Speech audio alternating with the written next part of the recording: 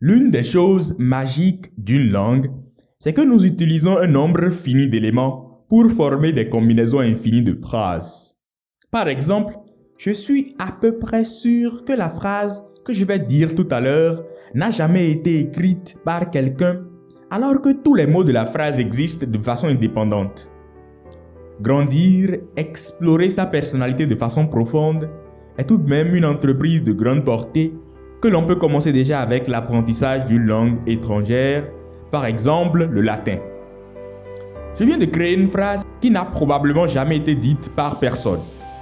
Et lorsqu'on fait un peu plus attention, on remarque que toute formulation ne diffère d'une autre que par 3 éléments.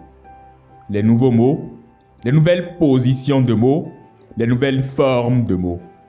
Ce sont là les 3 opérations que nous faisons pour créer des phrases.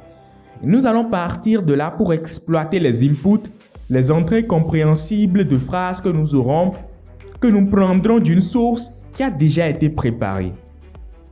Une source que j'ai personnellement élaborée à partir d'un livre de grammaire. Alors, pourquoi un livre de grammaire alors que je dis que la grammaire n'est pas vraiment importante? Du moins, les règles de grammaire ne sont pas vraiment importantes à mémoriser. Les livres de grammaire bien écrits demandent énormément de travail aux auteurs. Ils essaient de condenser en un nombre limité de chapitres toutes les formes possibles des mots les plus fréquents pour la plupart des positions possibles dans la phrase. Ils font donc déjà le gros du travail pour nous, sauf qu'ils ajoutent des éléments pas très utiles comme les règles compliquées, de longues pages d'exercices comme ceux que nous avions eu au collège. Donc, nous allons prendre ce qui nous intéresse.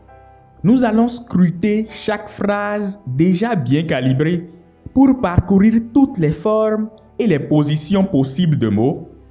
Associer chaque phrase à des images qui explicitent la situation que décrit la phrase. Avoir également la prononciation native de la phrase ou du texte. Et les insérer dans notre Anki qui s'assurera avec le spaced repetition que nous les gardions et les intégrions dans notre mémoire à long terme. Tous ces éléments, je veux parler de la prononciation de la phrase, des images et même des phrases, je les ai déjà préparés pour vous. Votre travail sera donc relativement simple. Vous allez prendre chaque phrase préparée, comprendre avec les 625 mots dont vous maîtrisez déjà la visualisation, vous aider de l'image qui décrit la situation. N'oubliez pas que nous devons penser dans la langue et examiner par la suite les 3 éléments qui créent l'infinité des possibilités. Les nouveaux mots de la phrase, les nouvelles positions de mots et les nouvelles formes de mots.